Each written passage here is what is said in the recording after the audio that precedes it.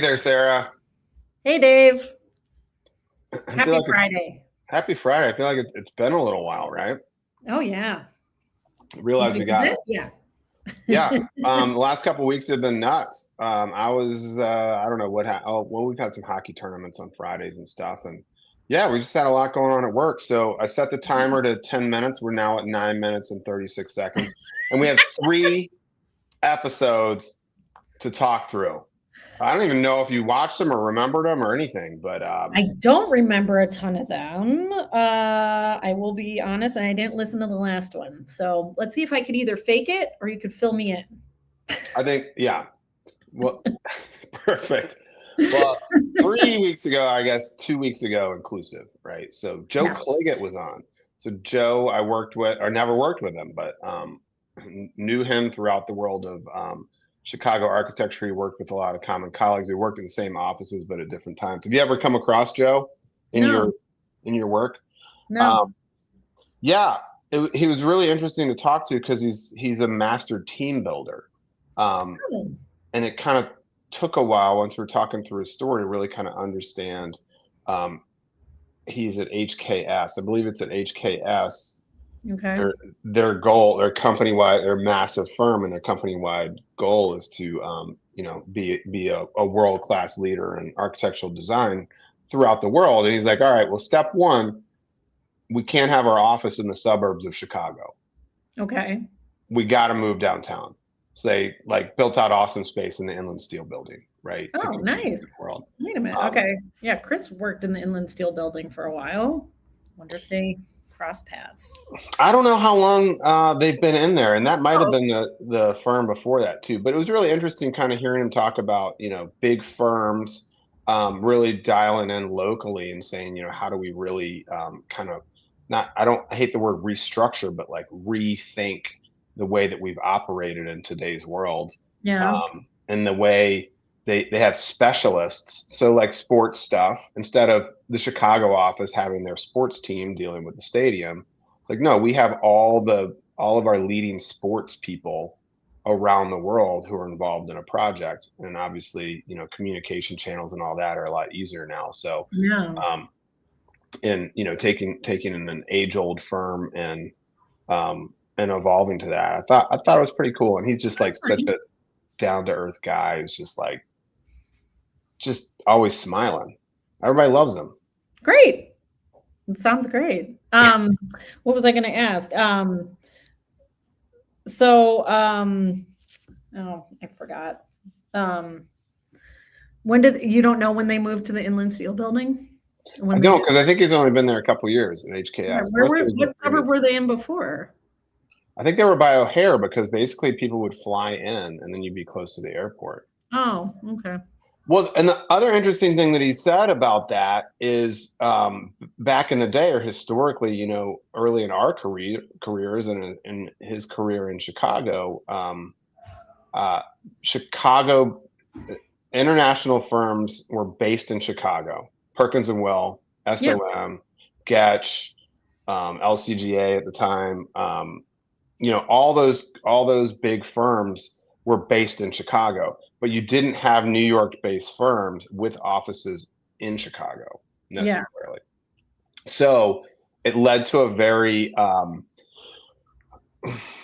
less than functional. I don't want to say less than functional because certainly Chicago architecture has historically been highly functional, but culturally very challenging. Yeah. Right. And so then when they started mixing and having other firms like a LA office build an office in Chicago, all of a sudden it made all the Chicago architects be like, well, how come they don't work, 22 hours a day? Yeah. Right.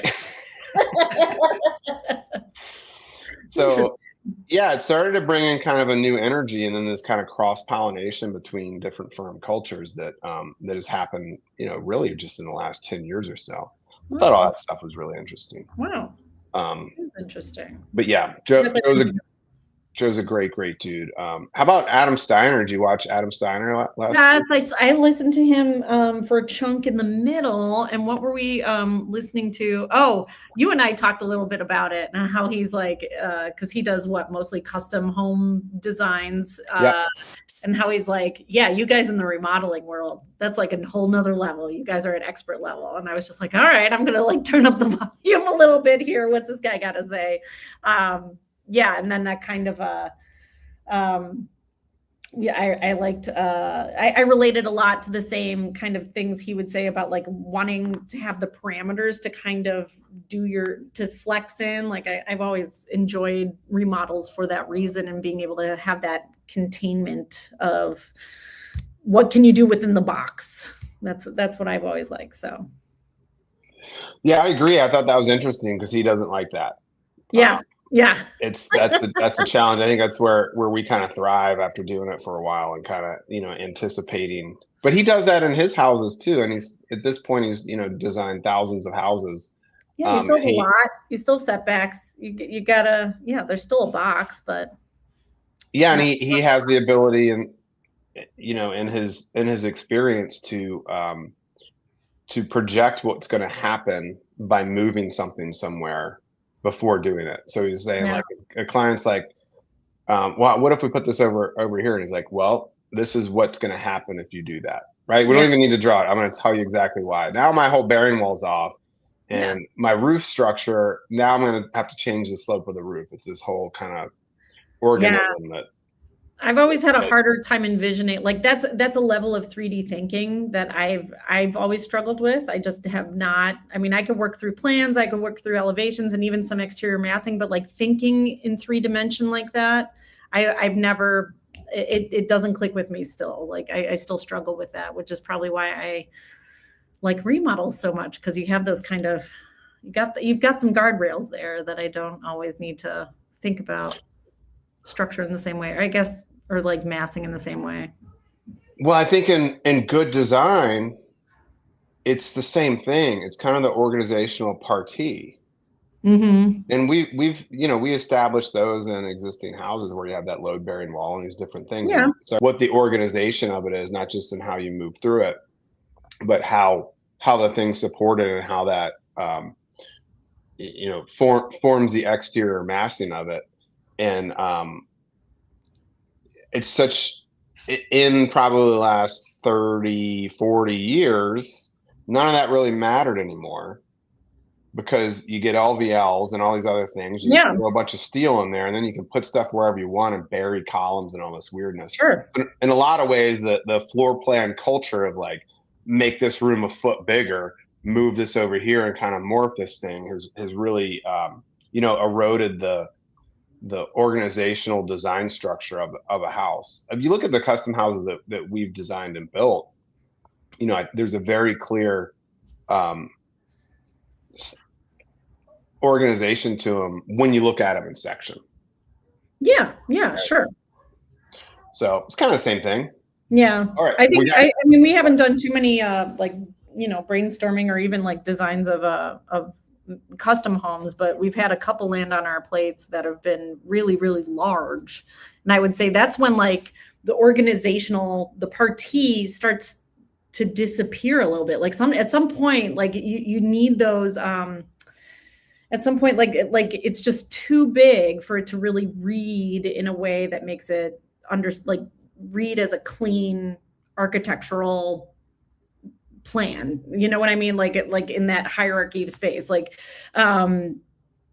so like our smaller ones, like, when we did a Western Springs custom home, and when I say smaller, I mean like smaller than, it's still a really nicely sized house, but like those I have a much easier time understanding and even describing the hierarchy of space and the plan and the procession and things like that. But once things get way too big, like that is a huge challenge. That is the really big behemoth custom home world. I still don't know how people, I think it's a totally different mindset that I don't have. But I think it's the same process. It's just in the design, the morphing and kind of the sculpting and adding the stuff and pushing and pulling. At some point you get to this thing and you kind of have it, but you just have to scrap it. You have to look at everything you learn from that and relay it out and say, okay, this is a 24-foot module. This is a 22-foot module. Can they both be 23 feet, right? Can we start to find these balances? And we're designing everything 3-dimensionally. So it's a lot of work to get to that thing and to shape it. Sure. And then, yeah, unfortunately, you just, there goes my timer. 10 minutes. Wow. Yeah. That was quick, wasn't it? Cut him off. We didn't even get to Ben. I know, that's right. That's why I didn't hear. You haven't watched it yet anyway, but Ben Blodgett from TDS in Madison was on Wednesday, and super fun to kind of talk about his company, his path from farmer to carpenter to manager to owner. It's kind of a neat story, and all the mental heartache through the 6 years of figuring that out. And now he's been running the company or owning the company for 5 years. So it's really cool. So that was a fun episode. Great dude. Yeah, he's a good guy. I've met him a couple times before. Do you know who I have on next week on Wednesday? I don't look ahead. Should I be? No, you don't have to. I was going to surprise you. Nora Boyle. No way. Oh, that'll be fun. Yeah. Yeah, we have a former homeowner client of ours. She and her husband and 3 children. We ripped the roof off of their house and built up on top of it and blew out the whole first floor. It was pretty cool. Yes. So we're going to talk about that, and then she also works for Hardy. So James Hardy. We'll roll some building product conversation into it along the way. Very cool. Oh, I'll definitely listen to that one. That's going to be fun. All right. Yeah. Well, we're over time as usual. All right. All right, Sarah. See you in a minute. Okay. Bye.